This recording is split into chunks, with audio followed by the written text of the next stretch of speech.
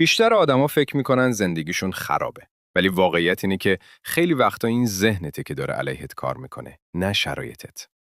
امروز میخوام 3 نشونه خیلی مهم رو بگم که اگه تو زندگیت هست، بدون مشکل از جای دیگه است.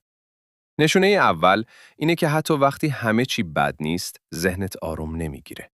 تو لحظه‌ای که باید نفس راحت بکشی، ذهنت میگه نه، حتما یه اتفاق بد در راهه. این یعنی ذهنت یاد گرفته همیشه خطر رو بزرگ کنه تا احساس کنترل داشته باشه.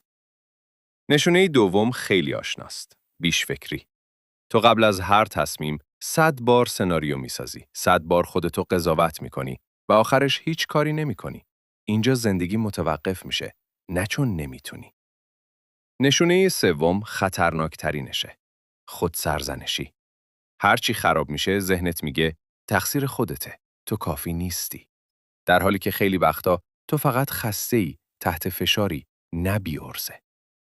زندگی همیشه سختی داره، اما وقتی ذهنت دشمنته، همه چی چند برابر سخت‌تر میشه.